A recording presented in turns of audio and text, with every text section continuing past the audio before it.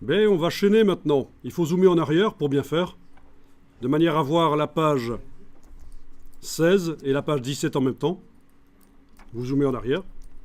Bon, c'est pas évident vu qu'on a mis beaucoup d'espace au-dessus et en dessous, hein. Mais bon, ça doit être possible de le faire quand même. Et puis vous allez chaîner en cliquant sur le premier bloc avec la flèche noire, vous cliquez sur la petite croix rouge, et puis touche Alt, et vous cliquez sur le premier bloc ici, puis sur le second. Ah oui, alors attention, hein, quand vous cliquez en faisant ça, ne cliquez pas sur le bord des marges. Ça, c'est un peu la cata si vous faites ça. C'est bien, vous voyez, chaque fois que quand je fais ça, et je vais en arrière, je recommence. Donc avec la flèche noire,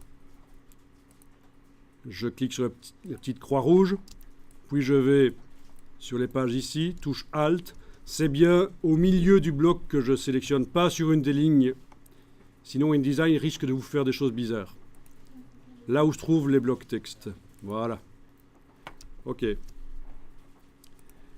voilà, on a du texte et on peut aller ajouter autre chose qu'on va rechercher dans Wikipédia. Un autre paragraphe pour aller le coller à la suite.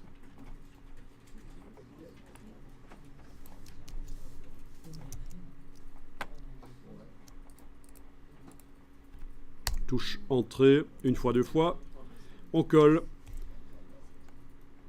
Donc on fait des paragraphes comme des baraquis ici, hein. Pour l'instant, on fait des paragraphes, des espaces entre les paragraphes, je veux dire, en mettant des paragraphes vides. Là, je viens de demander texte, afficher les caractères masqués, et vous voyez les balises, vous voyez qu'on a des paragraphes vides. C'est une manière, évidemment, si vous montrez ça à un employeur, que vous faites des espaces entre les paragraphes comme ça, il a tout de suite compris que vous ne connaissez pas la mise en page, que c'est pas comme ça qu'on fait des espaces entre les paragraphes, pas en mettant des paragraphes vides. Mais bon, ici, ça vient comme ça de Wikipédia quand on fait le copier-coller. Donc, on va faire avec pour l'instant. Voilà. Et je peux aller chercher des images qui sont là au-dessus et aller les placer. Et voilà, c'est déjà une possibilité de faire une première sorte de mise en page pas mal.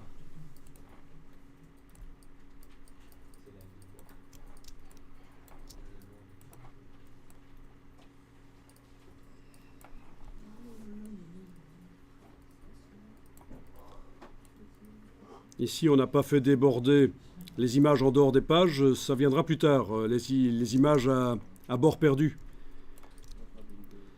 On verra que pour faire des belles mises en page, il faut aussi sortir du cadre et ne pas mettre les images dans le cadre comme si on travaille dans une boîte, on met des objets dans une boîte, mais plutôt comme si on travaillait une fenêtre à travers laquelle on voit des choses, un paysage. Ça, c'est une mise en page plus intéressante. On fait sortir les images en dehors des pages.